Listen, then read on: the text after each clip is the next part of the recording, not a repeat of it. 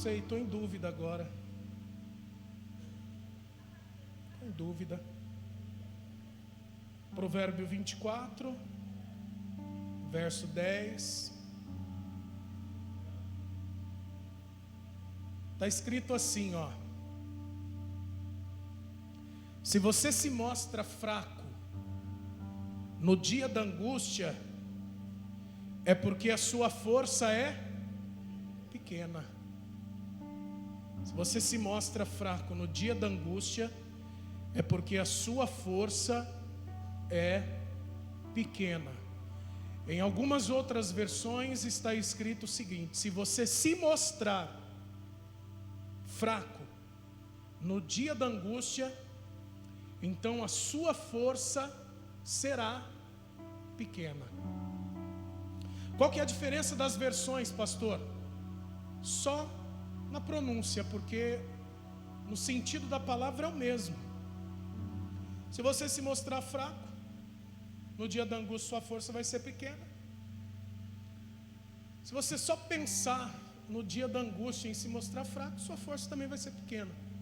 Porque aquilo que você sentir, aquilo que você fizer vai determinar se a sua força é grande ou é pequena. Amém? Então, se você se mostrar fraco no dia da angústia, é porque a sua força é pequena. Bom, eu tenho 3 metáforas aqui para ministrar ao seu coração. A primeira, o coração de leão. A segunda, sangue de barata. E a terceira, um couro de rinoceronte. Quando nós falamos sobre o leão, só para nós darmos essa introdução, e eu vou usar uma passagem aqui como base para sustentar essas 3 metáforas que eu estou colocando aqui para você. Mas para você ter uma ideia, a nível de curiosidade, quando nós falamos sobre o leão, logo vem à mente o quê? O rei da selva, sim ou não? O rei da selva, o rei leão, certo? Existem algumas curiosidades sobre o leão. E uma dessas curiosidades é a liderança. Ele tem um espírito de liderança muito forte, muito forte.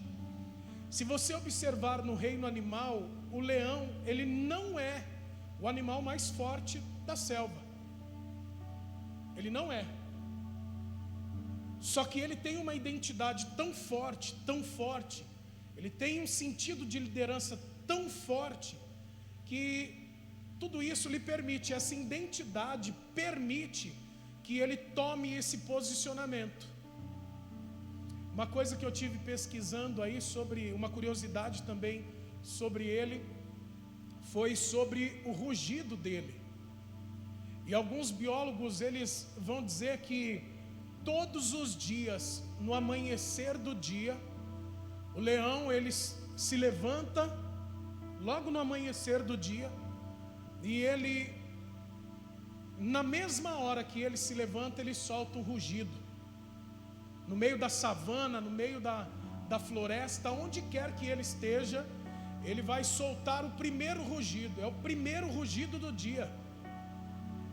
E eles dizem que o rugido do leão chega a alcançar 8 quilômetros.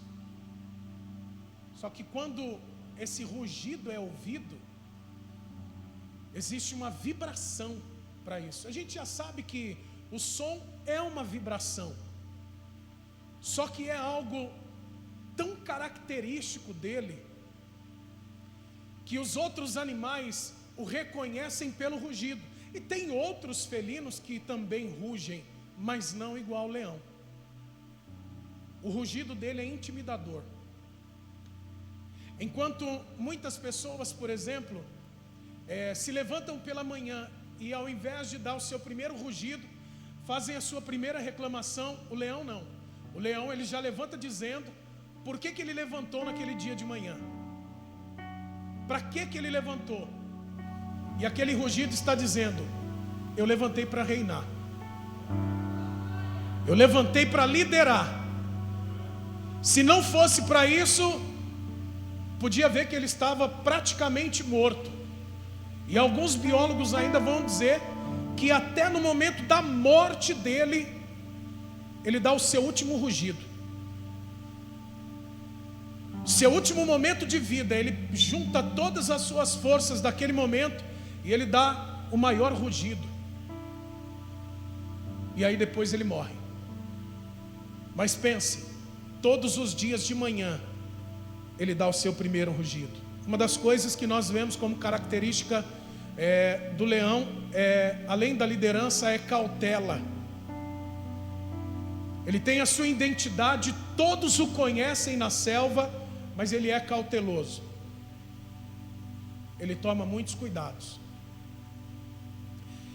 Já falei do rugido. Uma coisa que me chamou muito a atenção, imagina, ele dá um salto que chega até 10 metros esse salto. Nós estamos falando de um animal de quase 200 quilos,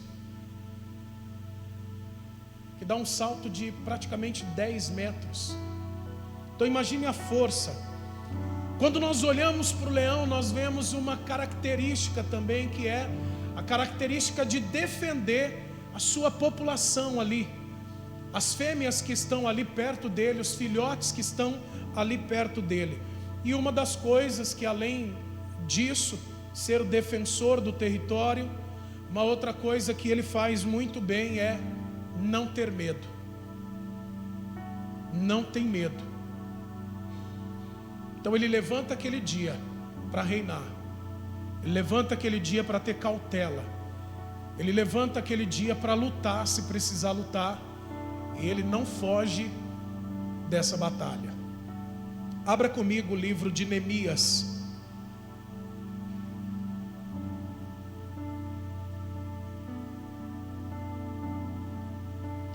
Neemias, capítulo 2.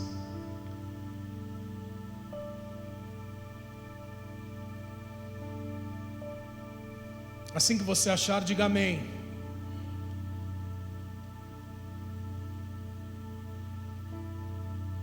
Quando nós olhamos aqui para a passagem de Neemias, só para você entender o contexto da história, nós vemos Neemias recebendo uma notícia desagradável, uma notícia muito ruim. E essa notícia consistia em pessoas que estavam vindo de Jerusalém, passaram ali, chegaram ali, aonde ele estava, e a palavra vai dizer que ali no reino persa, ele vai receber a informação dizendo que aqueles que sobraram, que restaram do cativeiro, eles estavam em grande miséria e desprezo. Quando Neemias fica sabendo disso, ele vai se pôr a chorar e lamentar. Mas não só isso. Ele vai orar a Deus, e esse é o ponto principal, e ele vai jejuar ao Senhor. Por conta desse estado emocional, por saber que as pessoas, os seus parentes, o seu povo estava vivendo daquela maneira, Neemias vai se apresentar diante do rei, e ele era copeiro do rei Artaxerxes. E a palavra diz que quando o rei olha no semblante dele, vê o semblante dele triste, o rei vai perguntar por que que o coração dele está mal, por que que o semblante dele está daquela maneira. E Neemias vai dizer ao seu rei aquilo que ele recebeu, a notícia que ele recebeu: meu povo lá em Jerusalém, o lugar do sepulcro dos meus pais, onde meus pais foram enterrados, meus familiares moram ali, as pessoas que sobraram do cativeiro estão em grande miséria e desprezo. O rei, que só tinha um copeiro na frente dele, não era um parente, não era um familiar, não era nada dele, mas por conta do servo que ele era, o rei vai perguntar para ele o que é que ele precisa. Ele vai separar um tempo de oração, ele vai separar um tempo para buscar a Deus.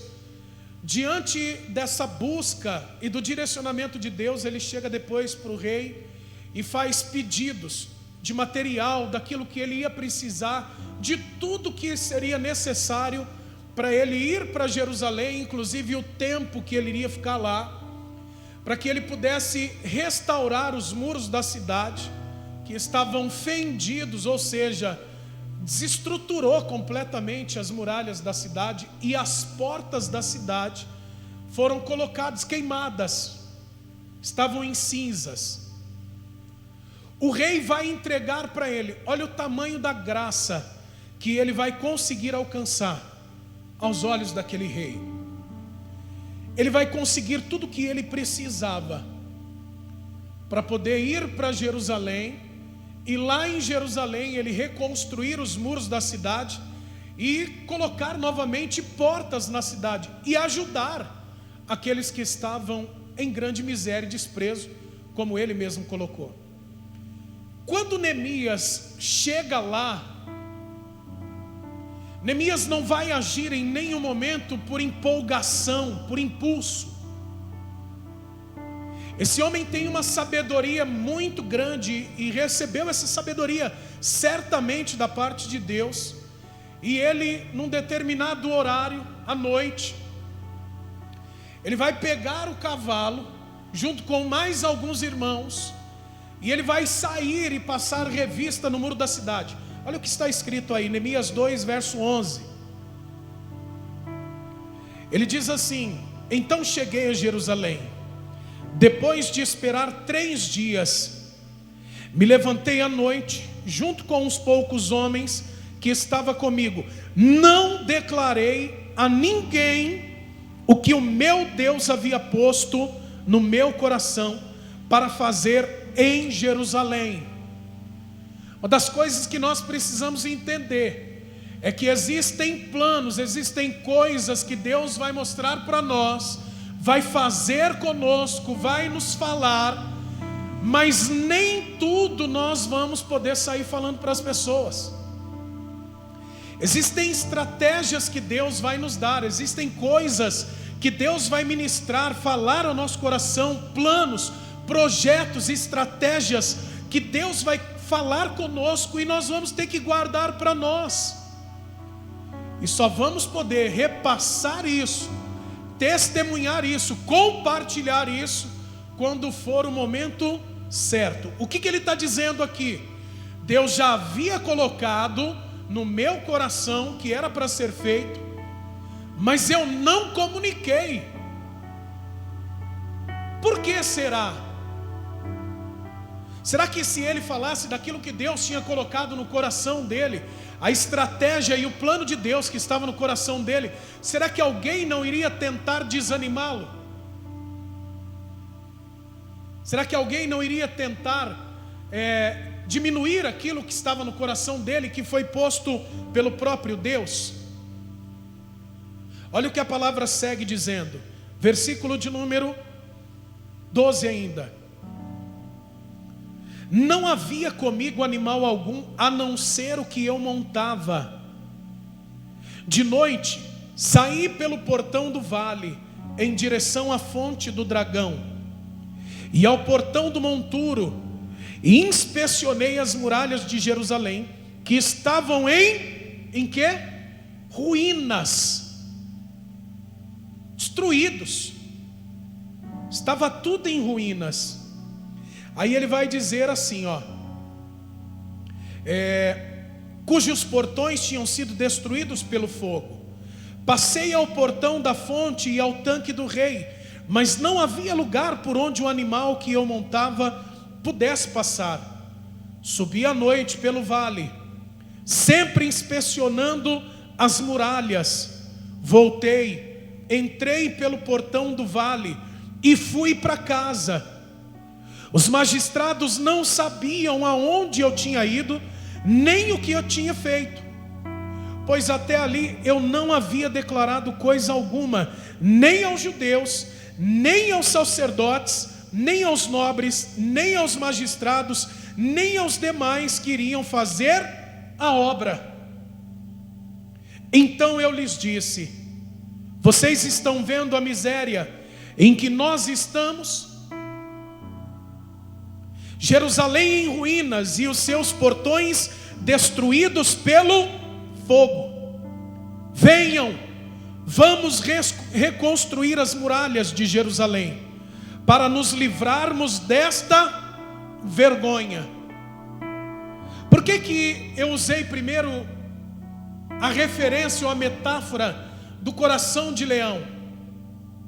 Porque nós estamos falando em um coração forte. E quando Neemias chega aqui em Jerusalém, e ele tem a visão todinha do que está Jerusalém, de como está Jerusalém, de como estão as muralhas, o tamanho do trabalho, como as pessoas estão vivendo ali, Neemias precisava ter um coração forte, um coração valente. Porque se o coração é fraco para esse tipo de situação, o que ele ia fazer? Iria olhar para todo aquele cenário de destruição, de desolação, de ruínas, de miséria, e iria dizer: estou no lugar errado. Eu não deveria ter saído de onde eu saí e vir até aqui, porque aqui não tem o que ser feito. Pessoa que tem um coração de leão, tem um coração forte, um coração valente, ela olha para a dificuldade e, ao invés de retroceder, ficar com medo da dificuldade, se coloca em um estado de liderança, toma a frente e diz como Neemias disse aqui: vocês estão vendo a vergonha que Jerusalém está, vocês estão vendo as ruínas, vocês estão vendo o desprezo, a miséria. Ao invés de nós ficarmos parados só olhando para a miséria, para a destruição, para as ruínas, vamos nos levantar, vamos reconstruir, vamos sair desta vergonha. Irmãos, por que nós temos que ter um coração de leão? Porque existem áreas da nossa vida que não adianta ficar só olhando para ela, não. Tem que levantar a cabeça, tem que dar um brado, um rugido e ir para cima para resolver. Não adianta ficar miando feito um gatinho dia após dia, não vai resolver. Vai resolver o problema. Se essa área está sendo uma vergonha, se levante com um coração forte, um coração firme, sem medo. Cauteloso? Sim. Mas dê um salto na sua vida. Ao invés de ficar olhando para a dificuldade, dê um salto. Quando nós falamos no leão como o rei da selva, nós estamos falando em alguém que tem identidade. Você sabe que há algum tempo atrás eu estava vendo um vídeo, e por sinal uma sabedoria muito grande na colocação do pastor Cláudio Duarte, com esse vídeo do novo filme do Rei Leão que saiu. Ele estava contando sobre o Simba, filho do rei, que quando o rei morre, o pai dele morre, ele vai se juntar com outro grupo que não era o grupo dele. E aquele grupo que ele se une, tendo o Timão e o Pumba, eles influenciam Simba de tal maneira que o Simba perde a sua identidade. Enquanto ele vivia com o pai, com o rei leão, qual que era o pensamento dele? Eu vou ser o rei de tudo isso aqui, pai. Em cima da pedra, junto com o pai dele. E o pai dele vai dizer: até onde os teus olhos não conseguem enxergar é o seu reino. Eu vou ser rei de tudo isso aqui? Vai. Quando ele perde a referência dele, ele vai dizer o quê? Vamos ali naquela árvore ali comer alguns insetos.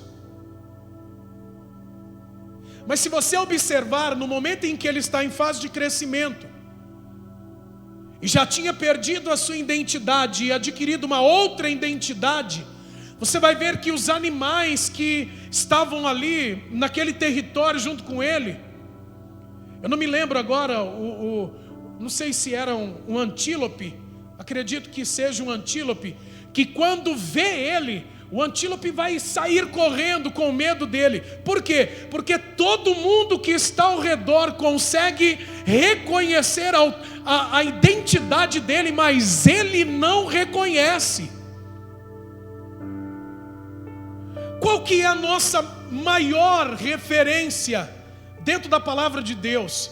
É o nosso Deus, é o nosso Senhor Jesus. E o que a palavra de Deus vai dizer? Que Jesus, Ele é o leão da tribo de Judá. Então nós temos Ele por referência. A nossa identidade vem de onde? Vem dele. Se você perder Ele como referência, você está correndo um sério risco e vai perder a sua identidade. Neemias sabia qual era a sua identidade. Ele sabia quem ele servia. Por isso que ele vai tomar a frente e vai dizer: venham, vamos reconstruir as muralhas, e nós vamos nos livrar da vergonha que nós estamos passando. Em outras palavras, ele também, contextualizando a questão, ele está dizendo assim: o povo de Deus, Jerusalém, o lugar onde a presença de Deus estava, habitava, perdeu a sua referência, a sua identidade. E só está em vergonha quem perdeu a referência. Por que eles estavam naquela situação? Porque eles deixaram de caminhar com Deus um dia. Por isso que foi tudo destruído. Nabucodonosor entra pela primeira vez em Jerusalém, leva mais de 3.000 cativos. Ele volta pela segunda vez, vai mais uma leva. Pela terceira vez, quando ele vai lá, diz a palavra de Deus que ele vai destruir a cidade. A cidade estava em ruínas, porque eles perderam a referência. Eles deixaram de servir a Deus, eles deixaram de caminhar com Deus.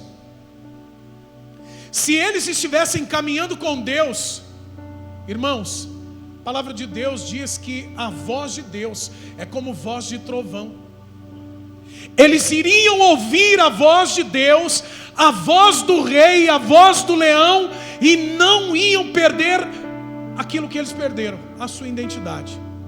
Nós somos o povo de Deus. Nós somos o povo de Deus. Nós somos os filhos de Deus. Deus disse que é o nosso Deus, é o nosso Pai. Ele disse que nós somos a sua propriedade. Então nós somos, é o Senhor quem peleja por nós, é o Senhor quem é por nós.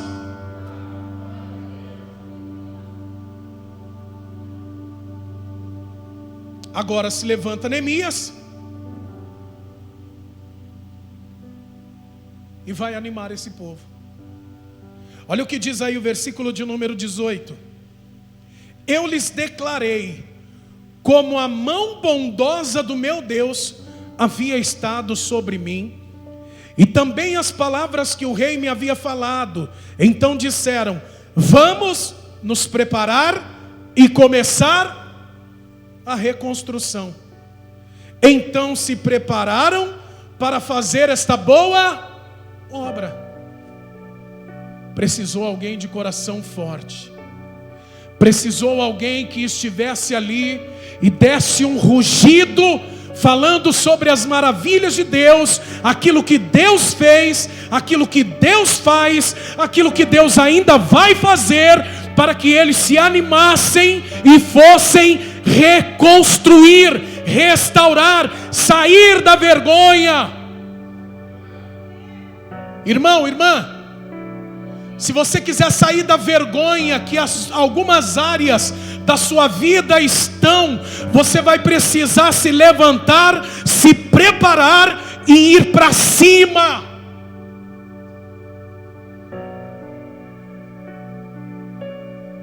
É assim que você vai ter que fazer. Só que já vou te avisando também, você vai precisar ter um coração muito forte.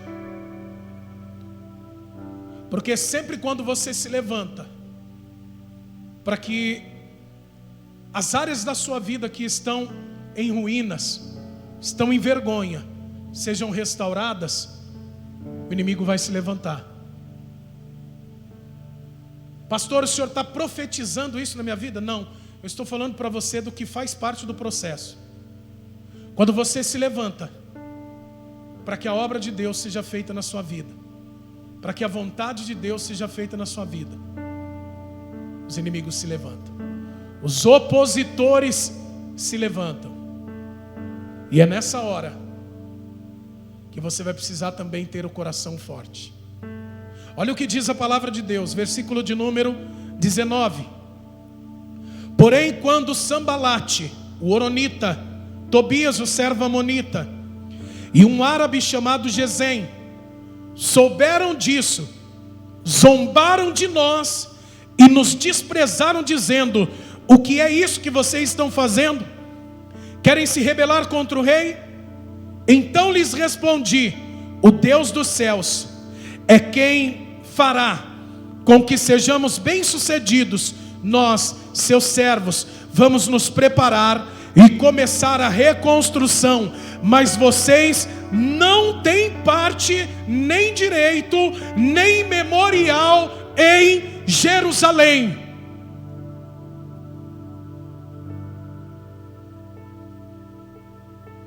Nós vamos fazer a obra, nós vamos reconstruir, nós vamos restaurar. O que o inimigo se levanta fazendo? Qual que é a primeira coisa? Versículo 19 está dizendo o quê? Zombaram. Nessa hora tem que ter o coração forte. Por quê? Porque vem zombaria. Você não vai conseguir. Você vai começar e não vai terminar. E daí por diante, as pessoas vão zombar. Quando você disser que a sua vida vai ser transformada, vão zombar de você. Quando você disser que você vai ser a pessoa mais bem-sucedida de toda a sua família e de todas as gerações da sua família, vão zombar de você. E por que eles vão zombar? Porque eles não vão entender o propósito de Deus para a sua vida, os planos de Deus para a sua vida. Eles vão zombar por quê? Porque a zombaria faz o coração murchar, entristecer, derreter.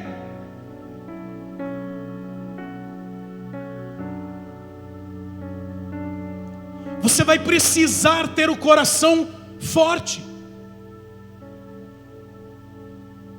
Quando nós olhamos para dentro da palavra,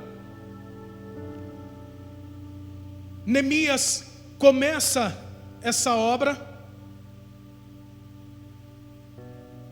Quando esses inimigos olham, esse Sambalate, Tobias, o Gesem, quando eles olham para a obra sendo feita, os muros da cidade sendo reparados, a primeira coisa que vem à mente deles é: eles não estavam de brincadeira. Quando você começar a fazer qualquer coisa na sua vida, escute esse conselho que o pastor está dando aqui, ó. Tudo que você começar na sua vida, vá até o fim. Se não for para ir até o fim, não pegue, não faça, não comece.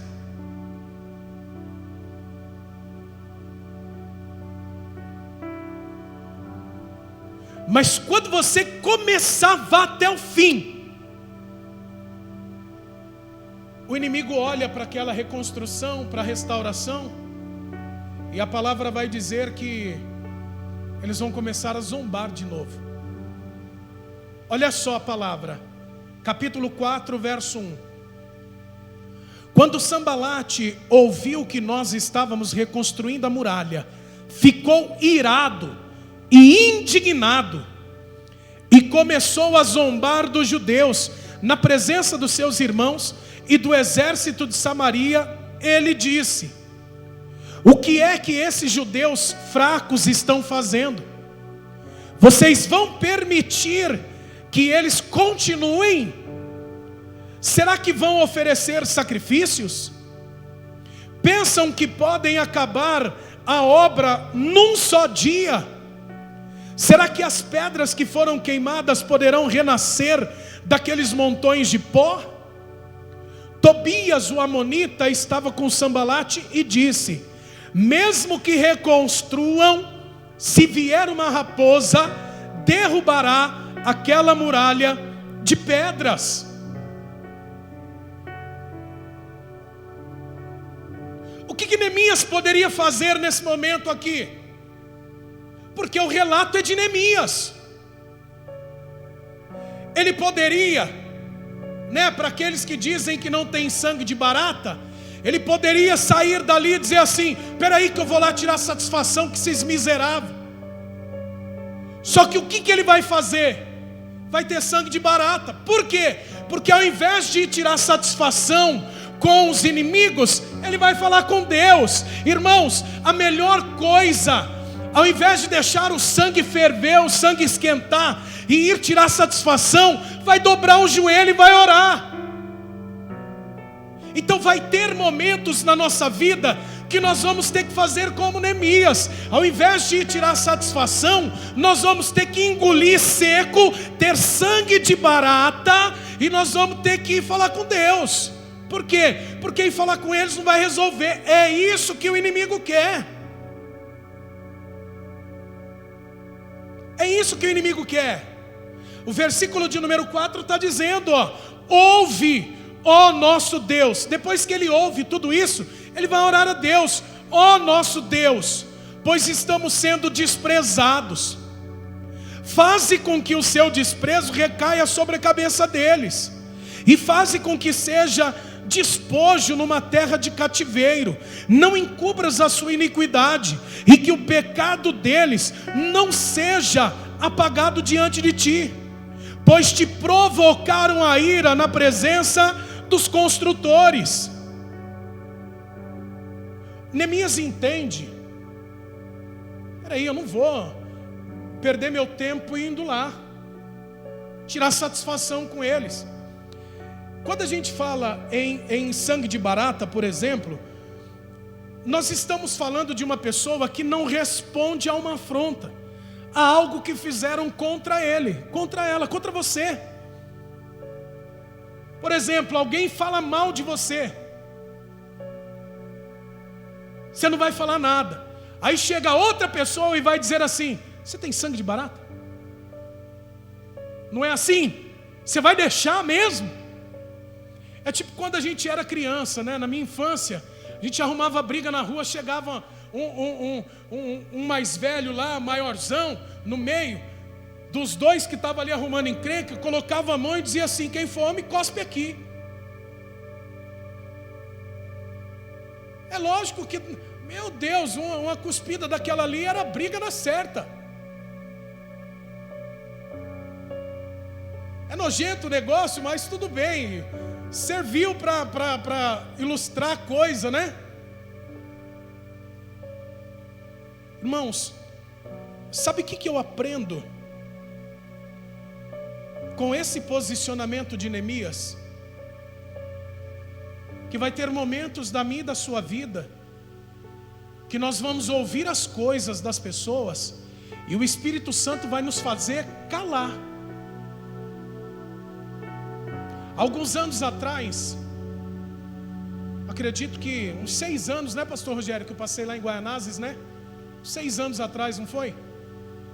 Eu fui dirigir uma igreja em Guaianazes.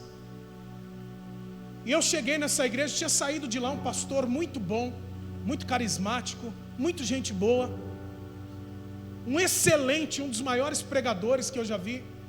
E depois eu descobri que era só movimento, não pregava tanto assim. Mas enfim, isso é outra situação. Eu comecei a dirigir essa igreja, e aí tinha no meio do corpo de obreiros lá uma Sambalate.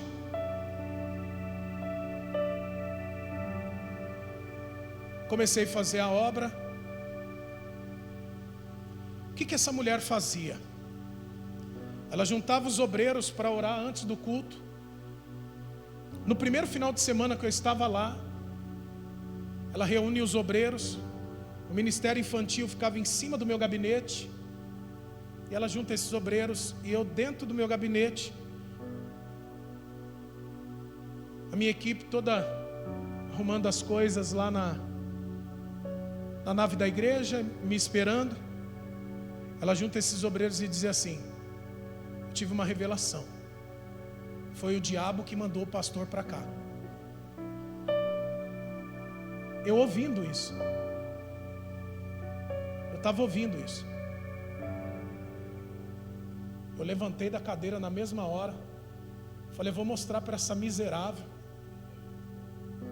Vou mostrar para ela. Quando eu coloquei a mão na maçaneta da porta, para abrir a porta, eu travei, literalmente travei. Eu não consegui abrir a porta. Naquele momento eu entendi que o Espírito Santo queria falar comigo alguma coisa. Em fração de segundos, o Espírito Santo me disse assim: não saia, porque você não deve nada para ela, não deve nada para ninguém aqui. Quem te justifica sou eu. Eu engoli seco, amados. Eu chorei de raiva. Eu chorei de nervoso, porque eu nunca fui de engolir sapo. Ao contrário dela, o que eu tinha para falar para ela, eu falei na cara dela. Antes dela sair da igreja. Mas eu fiquei quieto. Todos os cultos, ela reunia os obreiros, ou ela começava a mandar mensagem para os obreiros, e fazer grupinho com os obreiros de WhatsApp, aquela coisa, e mandando, naquele tempo não tinha, acho que não tinha grupo, não sei, mas ela ficava mandando mensagem para cada um e dizendo isso. O que começou a acontecer? O pastor Rogério estava comigo, fazia obra comigo nesse tempo já. A igreja começou a encher de um jeito, começou a prosperar a obra de um jeito, né, pastor? Era gente até no meio fio na rua. Era muita gente. E eu em silêncio. E ela trabalhando contra. Aí tivemos que construir uma igreja do chão, porque não cabia, não comportava mais de gente no lugar onde a gente estava. O Espírito Santo me deu a planta da igreja. Nós construímos a igreja, né, pastor? Construímos a igreja do chão para poder comportar, e prosperava. E era paralítico andando, e era gente sendo curada, era câncer sendo, pessoa com câncer sendo curada, enfim. Mas Deus estava prosperando muito, e ela lá, e fazendo essa obra contrária. E eu tinha que ter sangue de barata, porque o Espírito Santo havia me dado uma ordem que não era para eu falar nada. Aí um certo dia, depois de já ter inaugurado essa igreja nova, todos os obreiros da igreja entraram na minha sala. Estávamos eu, estava o pastor Rogério, né, pastor? Estava o meu pastor auxiliar na época. Entraram todos na sala e disseram assim: pastor, essa situação está insustentável. Tinha 7 meses que eu estava nessa igreja, dirigindo essa igreja. E aí eu disse: mas o que é que está acontecendo? E na frente do marido dela, que era evangelista da igreja, eles disseram assim: olha, fulana de tal, desde que o Senhor chegou na igreja, vem dizendo que quem te mandou foi o diabo. Agora eu não estou conseguindo entender. Nós não entendemos. Porque se o diabo manda um pastor para a igreja para fazer a obra que o Senhor está fazendo, e até paralítico andar na igreja, então o diabo está fazendo a obra de Deus. Ele se converteu.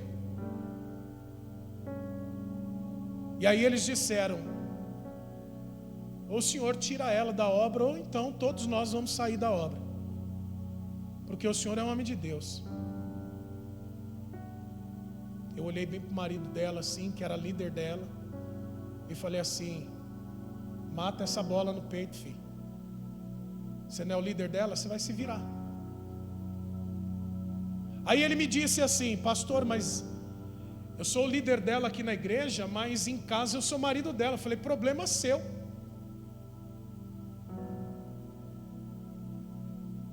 Mas eu sou marido dela, pastor. Eu falei, ninguém é perfeito, irmão. Todo mundo pode fazer más escolhas. Agora eu não tenho nada a ver com isso. Ela saiu, não quis voltar mais para a igreja. 15 dias depois, eu tive que ir na casa dela, fazer uma oração por ela, porque ela estava enferma. E quando eu cheguei na casa dela para orar por ela, ela falou assim, pastor, foi o Espírito Santo que me colocou nessa situação de enfermidade. Porque eu me levantei contra a sua vida. Eu orei por ela. Não falei nada, simplesmente nada do que ela tinha, do que eu tinha ouvido, de tudo que aconteceu, de todo o samba que ela criou lá. Não falei nada. Orei por ela. Ela foi curada para a glória de Deus. O marido dela chegou para mim e falou, pastor, eu não posso continuar aqui na igreja, porque eu me sinto envergonhado por aquilo que a minha esposa fez. Orei por ele, no nome de Jesus abençoei a vida dele, e ele foi embora com a família dele. Estão na presença de Deus, acredito eu, até hoje. Pelo menos há um tempo atrás que alguém falou alguma coisa dele, falou que ele era pastor já hoje, que a família dele, ele e a família dele estão na presença de Deus. Não fiquei com qualquer tipo de ressentimento dela.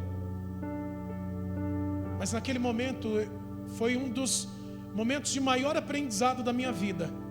Eu tive que ter sangue de barata. Eu tive que fazer como Neemias fez. Eu tive que dobrar os meus joelhos e me manter em oração diante de Deus. Não pedi para Deus deixá-la enferma.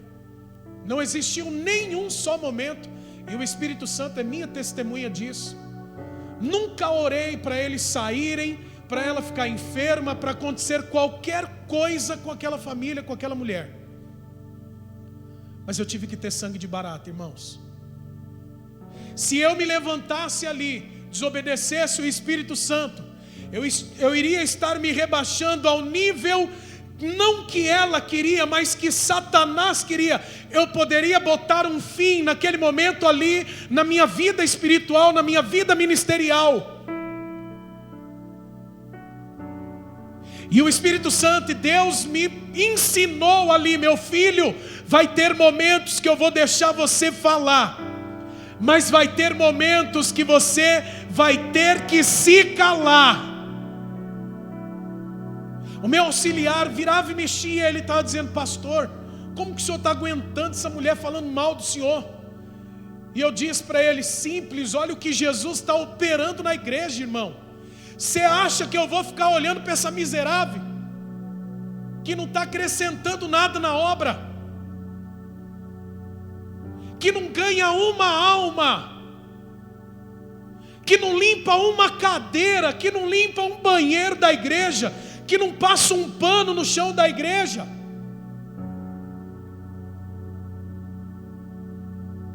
Olha o que Jesus está fazendo na igreja.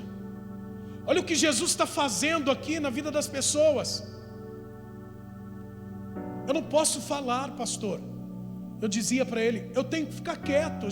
Eu já quis, não foi uma vez só não, foram várias vezes que eu cheguei esquentado, e quando eu olhei para ela, eu falei, hoje eu falo. A única coisa, para não dizer que eu não disse nada para ela, eu disse, eu já sabia de tudo, mas o Espírito Santo me mandou me calar. Eu sabia de tudo que você estava fazendo, tudo. Irmãos, não teve uma igreja que eu não tivesse passado, que não tivesse levante como esse. E quantos momentos eu tive que me calar. Até nessa igreja aqui já aconteceu isso. E eu tive que ficar calado. Quando a gente tem o sangue muito esquentado, como o meu, o Espírito Santo faz isso com a gente. Eu me lembro que alguns anos atrás, e antes de acontecer isso aí, eu dizia mesmo para as pessoas: eu não morro engasgado, porque o que eu tenho que falar eu falo mesmo, eu despejo. Quem me conhece sabe o quanto eu me esforço em várias situações para não falar do jeito que muitas vezes eu quero. Então eu até começo bem, calminho, mas aí a hora que a tampa da chaleira começa a mexer assim, ó, começa a esquentar aqui a testa, começa a vermelhar tudo que eu sei, aí o negócio, aí já é hora de parar. Deixa eu ficar quieto, deixa eu parar. Então eu até evito. Eu evito. Mas irmãos, entenda, olha só, a gente tem que ter um coração muito forte. Porque tem lugares que a gente está e a gente está ali para abençoar, a gente está para fazer a obra de Deus. E aí a gente tem que lidar com situações assim. Eu pagava o maior preço, trabalhando duro na obra, para a pessoa dizer que foi o diabo que me mandou. Eu falei: não fala isso não. A gente faz uma obra com tanta transparência. Para aqueles que são medíocres e não entendem a obra, se levanta contra você para te acusar de alguma coisa. Aqueles que não têm relevância nenhuma para o reino de Deus, que não levantam uma pena. Você vai ter que ter sangue de barata muitas vezes, irmão, porque o Espírito Santo vai te calar muitas vezes diante de situações. Sabe qual que é a melhor forma de responder? Essa daqui que Neemias está passando. A melhor forma de responder para quem se levanta, zomba de você, se levanta contra você, é você crescer. Enquanto esses homens se levantavam, Neemias orava e a obra do muro acontecia. O muro ia sendo reparado, restaurado. E a pior coisa é essa. E Neemias apanhando e apanhando e apanhando. Então, além do coração forte que Neemias tinha que ter, um coração de leão mesmo, muitas vezes ter sangue de barata, como nós lemos aqui no versículo de número 4, que deixou a afronta de lado e foi orar a Deus. Ele teve que ter um couro grosso, forte, uma armadura mesmo, uma couraça sobre a sua vida, um couro de rinoceronte, para aguentar as pancadas e continuar trabalhando. Quem nunca viu um rinoceronte aqui, o couro do rinoceronte, parece que ele é revestido por uma couraça, uma armadura. É uma força descomunal. E se você observar, os biólogos dizem que o rinoceronte, ele quase não faz barulho.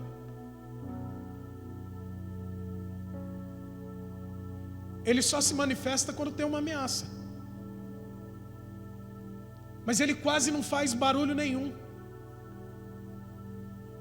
Eu acho que uma das piores coisas que podem acontecer na nossa vida é quando levantes como esse, situações acontecem na nossa vida.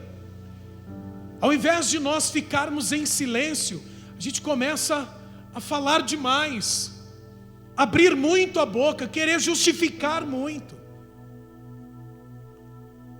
Precisamos entender que tem momentos de ficar em silêncio. Em Eclesiastes 3 está escrito lá: tem momento para falar e tem momento para se calar.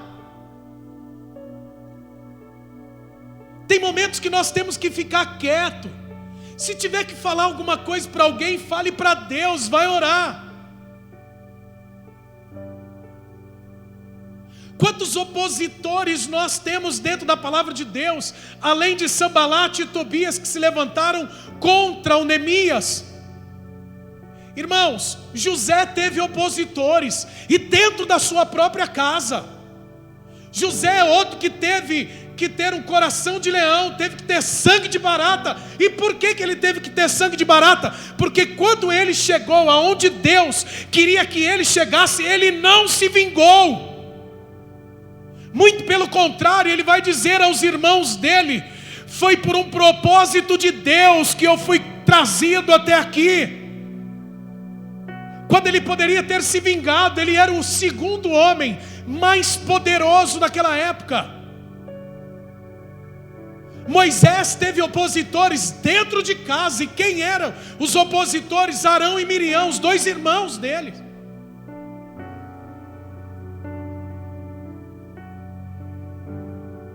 O que ele fez? Se vingou? Quem foi falar em favor dele? O próprio Deus. Então por que eu e você, diante de situações, nós queremos deixar o sangue esquentar mesmo? Dá uma olhadinha para quem está do seu lado, por favor, e diga assim: está vendo como tem hora que a gente tem que ter sangue de barata? É verdade ou não é, irmã? Não é verdade? Está vendo quantas afrontas nós já engolimos? É que quando a gente fala em sangue de barata, a gente está falando de uma pessoa frouxa.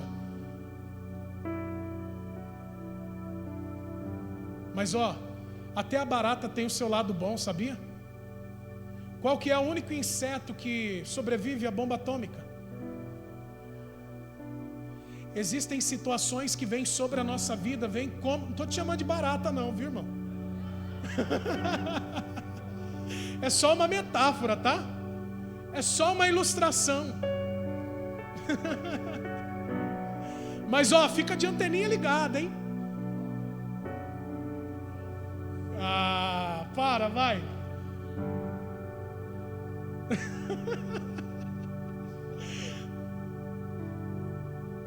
Tem situações que vêm contra a nossa vida e vêm para destruir mesmo.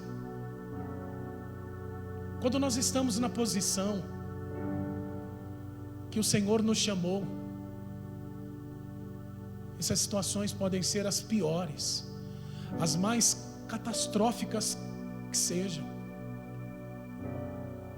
Nós somos chamados para sobreviver. Se você olhar do seu lado, já tem alguém que é sobrevivente aí do seu lado. Quantas situações essa irmã que está aí do seu lado, esse irmão que está aí do seu lado já passou? Vem cá, quantas vezes você teve sangue de barata e não foi responder? Quantas? Quantas vezes o teu coração foi forte o suficiente para você se levantar e dar um rugido e mudar a situação?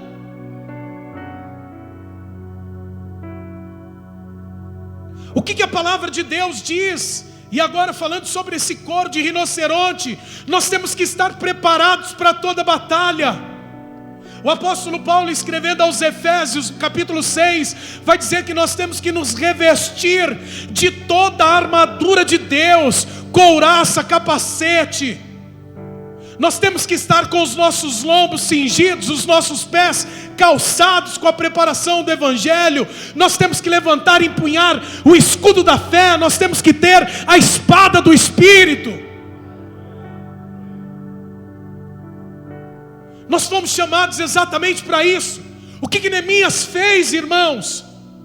Quando ele vê que os inimigos se estão levantando contra ele, ele não vai lá responder a afronta, não. Ele vai chamar as pessoas para junto dele e vai dizer: empunhem espadas, porque nós precisamos nos proteger. Mas nós estamos dispersos, o que nós fazemos? Pode deixar, vai ter alguém aqui do meu lado com a trombeta na mão, e quando o inimigo se levantar, ele vai tocar a trombeta, todo mundo se une para lutar em favor desse que está sendo ameaçado. Um por todos e todos por um. É assim.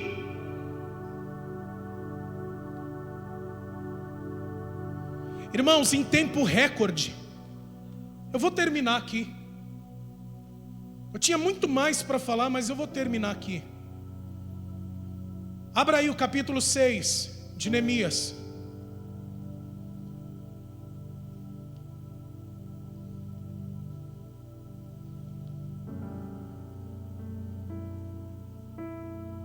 versículo de número 15 e 16. Deus sabe que eu precisaria de bem mais tempo, pelo menos mais uns 30 minutos, para pregar o que eu gostaria, mas Ele também sabe daquilo que você precisa e sabe que você já entendeu o recado. A palavra diz assim: a reconstrução da muralha foi terminada aos 25 dias do mês de Elu, em 52 dias. Em quanto tempo? 52 dias. Sabe o que isso está me dizendo? Que quando nós estamos posicionados diante de Deus, quando nós estamos posicionados da forma como o Senhor quer, ainda que olhemos e pensemos, a obra vai demorar demais. Quando nós estamos posicionados, coração valente, quando nós não nos submetemos à afronta, quando nós temos um couro duro, estamos revestidos, a obra acontece mais rápido do que nós esperávamos. O grande problema é que muitas vezes as pessoas perdem tempo dando ouvido a afrontas e deixando de se preparar. Aí é o momento onde nós vemos que o tempo da vitória, a chegada da bênção, vai demorar mais. Por quê? Porque nós não temos tempo a perder.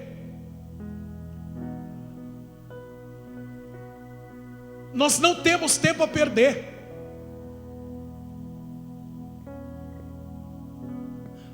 A forma que você responder aos levantes, às zombarias, ao levante dos inimigos, vai determinar quanto tempo vai demorar a sua bênção. Se você perder tempo recebendo afrontas, vai demorar mais. Se você focar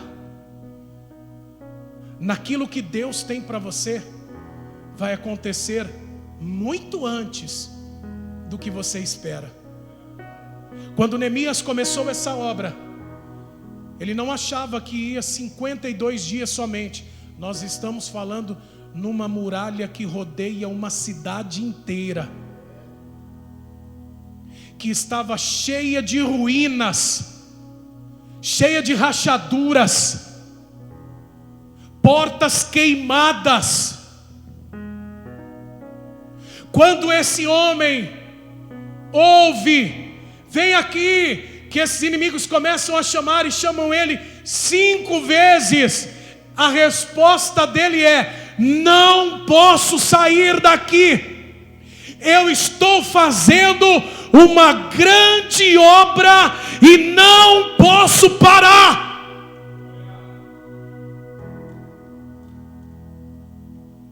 Aquilo que tem que ser feito na sua vida, aquilo que você quer alcançar, é uma grande obra, sim ou não? Então não pare. Vai para cima. Você não pode parar por causa de afronta, por causa de levante, por causa de convites que te fazem. Você está numa grande obra. Nós estamos em uma grande obra e não podemos responder ao inimigo.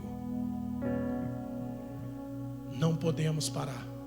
Versículo de número 16. Quando todos os nossos inimigos ouviram isso, todos os gentios à nossa volta temeram e decaíram muito no seu próprio conceito, porque reconheceram que foi por intervenção do nosso Deus que fizemos esta obra. Se Deus não intervir na minha e na sua vida, nós não vamos conseguir ter um coração forte, desprezar a afronta, e nós não vamos conseguir aguentar as pancadas que o inimigo vem dar na nossa vida.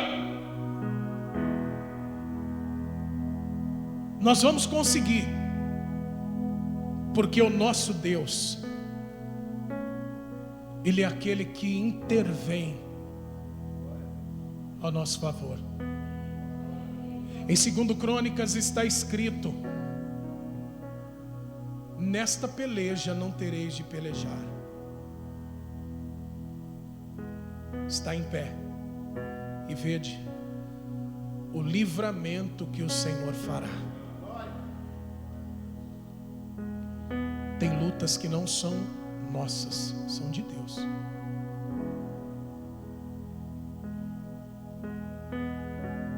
O que nós temos que fazer é seguir em frente e orar, falar com Deus. É assim que nós vencemos as nossas guerras. Se coloque de pé no seu lugar, vamos orar. Feche os teus olhos.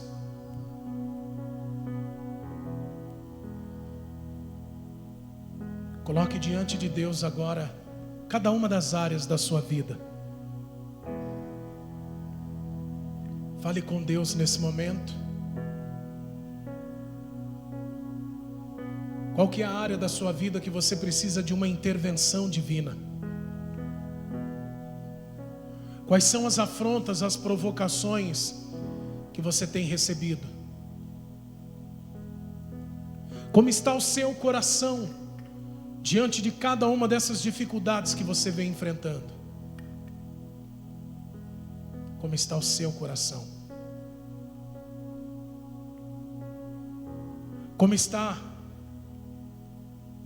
o seu coro?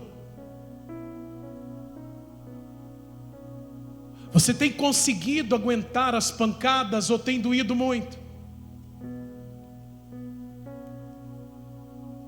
A cada pancada que nós levamos, um couro mais duro vai se formando. Não se preocupe, porque o Senhor sabe até onde nós podemos ir. Quando Ele vê que nós não estamos aguentando mais, Ele abre uma válvula de escape, uma porta de escape. Mas não se mostre fraco nesse momento.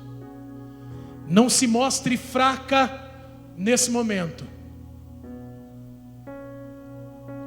Mostre ao inimigo, mostre no mundo espiritual como você luta as tuas guerras. É assim que você vai fazer. Você vai mostrar no mundo espiritual. Assim que eu luto minhas guerras. Glória! Assim que eu luto minhas guerras. Ore, declare, adore. Assim que eu luto minhas guerras. Assim que eu luto minhas guerras. Parece que estou cercado, mas sou guardado por ti. Parece que estou cercado, mas sou guardado por ti. Parece que estou cercado, mas sou guardado por ti. Parece que estou cercado, mas sou guardado por ti. Assim que eu luto minhas guerras. Assim que eu luto minhas guerras. Assim que eu luto minhas guerras. Assim que eu luto minhas. Assim que eu luto minhas guerras. Assim que eu luto minhas guerras. Assim que eu luto minhas guerras. Assim que eu luto minhas guerras. Parece que estou cercado, mas sou guardado por ti. Só parece. Parece que estou cercado, mas sou guardado por ti. Parece que estou cercado, mas sou guardado por ti. Isso. Parece que estou cercado, mas sou guardado por ti. Assim que eu luto minhas guerras. Assim que eu luto minhas guerras. Assim que eu luto minhas guerras. Assim que eu luto minhas guerras. Assim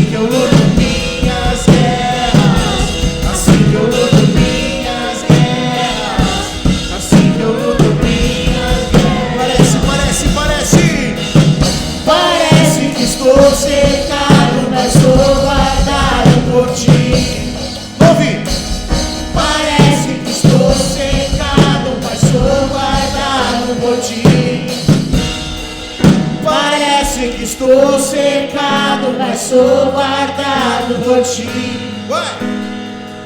Parece que estou cercado, mas sou guardado. E assim que eu luto minhas guerras, assim que eu luto minhas guerras, assim que eu luto minhas guerras, assim que eu luto minhas. Isso, não pare, não pare! Assim que eu luto minhas guerras, assim que eu luto minhas. Deus luta com você! Ele está à sua frente! Aleluia! Seja forte! Tenha um coração de leão! Isso, tenha sangue de barato!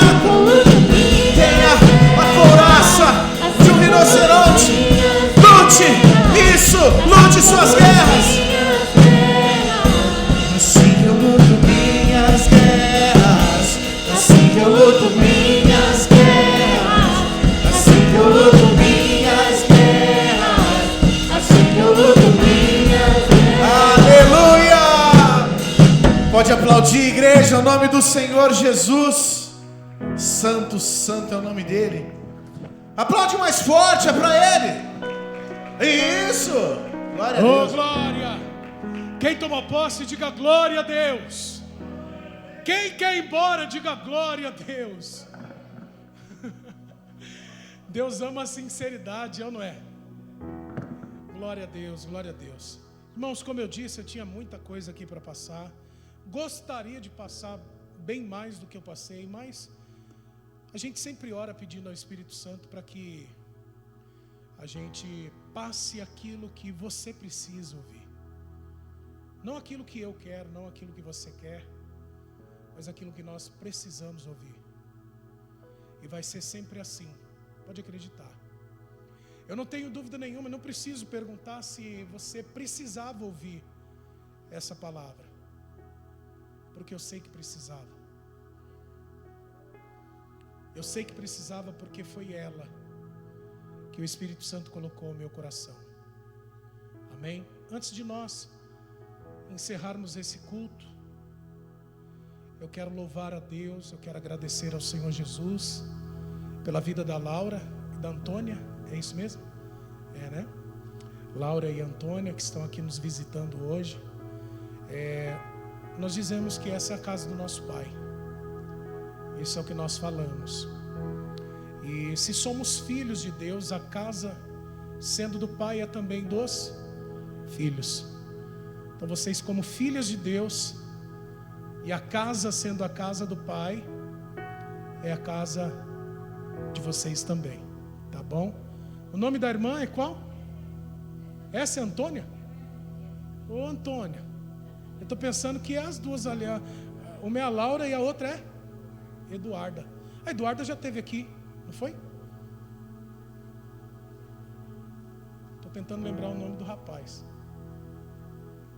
Como? É o Dantas. É isso mesmo. É isso aí. Então cabelinho, né? Trancinha, não é? Legal. Maravilha.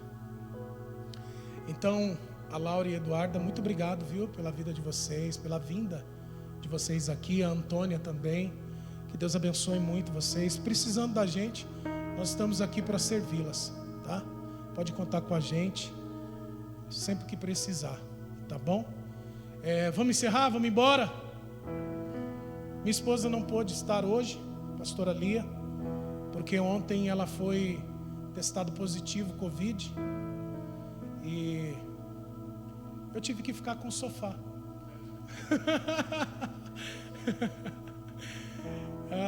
Mas ela está bem, graças a Deus. É só sintoma de uma gripe muito forte, né, que ela está tendo. Corpo muito dolorido, cabeça, mas está medicada também, né? E é claro, com um cuidador como eu, ela vai melhorar para ontem. Pode ficar tranquilo, viu? E com certeza ela está ouvindo, assistindo, né? Então, deixa eu marcar a presença.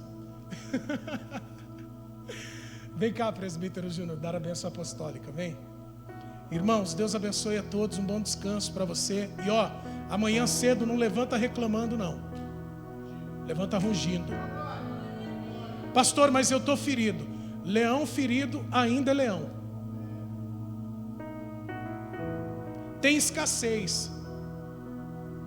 Independente de qual seja o cenário, leão continua sendo leão. Não despreze a tua identidade. Deus abençoe a todos. E ó, sangue de barata, hein? Não vai responder afronta.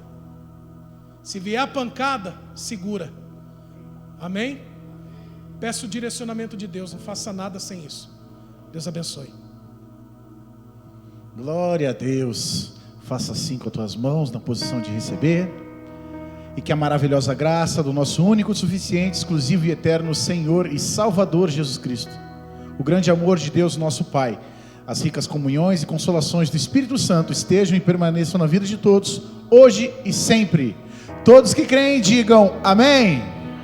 Vão na bênção, vão na paz, aplaudo o nome do Senhor Jesus.